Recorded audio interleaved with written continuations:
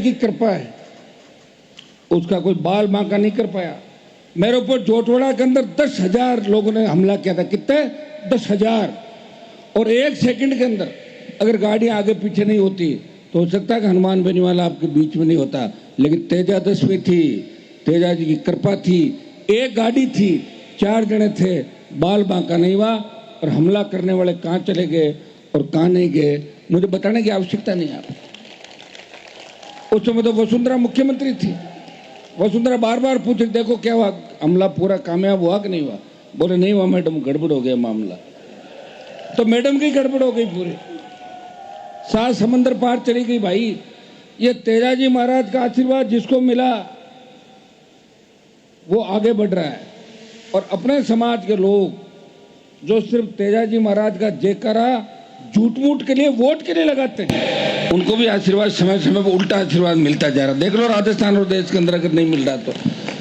मैं तो लोकसभा के अंदर जब मैंने जयकारा लगाया तेजाजी महाराज का, तो मोदी एनडीए में गया चुन के, तो नरेंद्र मोदी ने कहा हु इज तेजाजी, उसको मैंने खरनाल में नाक रगड़वाई, ये है तेजाजी। ये भोपा जी बैठे, भोपा जी को पूछ लो, मंदिर बना थोड़ी पूरा। और छोटे से बोले यही रगड़ लूंगा नाक, वोट चाहिए मेरे को तो। और वोट के लिए नेता अक्सर कुछ भी कर लेते हैं, क्योंकि लोकतंत्र के अंदर वोट की ताकत होती है। बिना विधायक अगर राजस्थान में कोई लड़ाई लड़ रहा है, जो जान हथेली पे लेकर चल रहा है, जो भजन लाल को चुनौती दे रहा है, अपने जवान छात्र किसान सर्व समाज की लड़ाई लड़ रहा है, वो आपका भाई लड़ाई लड़ रहा है। ऐसी लड़ाई इस राजस्थान ही नहीं, इस देश के अंदर बड़ी बड़ी पॉलिटिकल पार्टियां हुई, उनके बाप दादा मुख्यमंत्री थे, मेरे पिताजी मुख्यमंत्री नहीं थे, वो विधायक थे।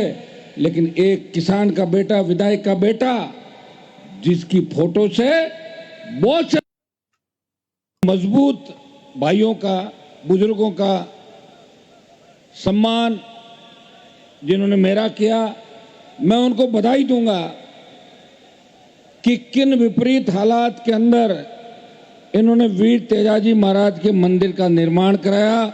बहुत बहुत आपको बधाई, धन्यवाद। इसी तरह जहां भी आवश्यकता पड़े मजबूती हमें दिखानी है।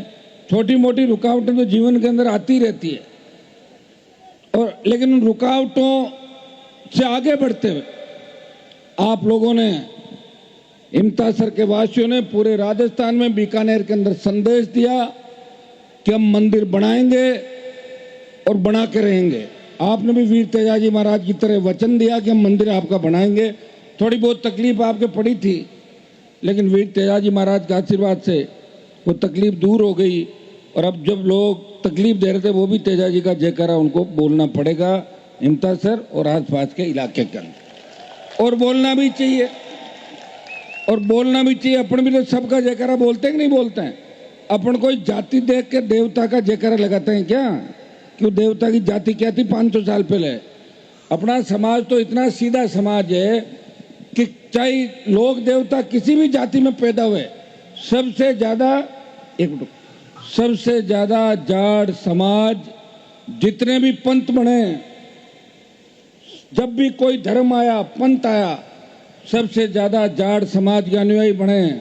चाहे जम्बेश्वर भगवान आए तो 99.99 विष्णु ही बने, वो सारे जाट थे देश और प्रदेश के अंदर।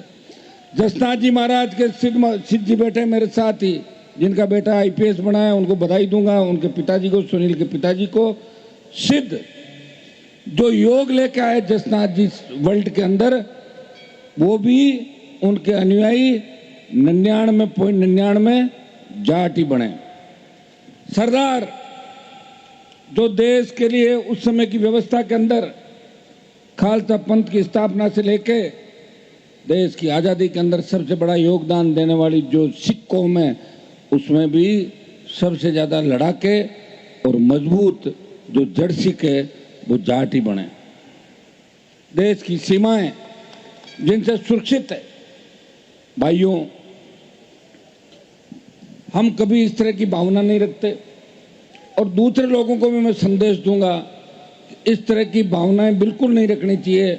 जहां भी तेजाजी महाराज के मंदिर राजस्थान में बन रहे हैं, वहां दूसरी जातियों को सहयोग करना चाहिए, क्योंकि तेजाजी महाराज 1000 साल पहले हुए थे जो भारतीय जनता पार्टी गाय के नाम से सत्ता में आई है उसमें बीजेपी नहीं थी, फिर भी तेजाजी गायों के लिए लड़ाई लड़ रहे थे और ये वचन के इतने पक्के थे कि गुजरी की गायें बचाने के लिए अपने प्राण न्योछावर किए।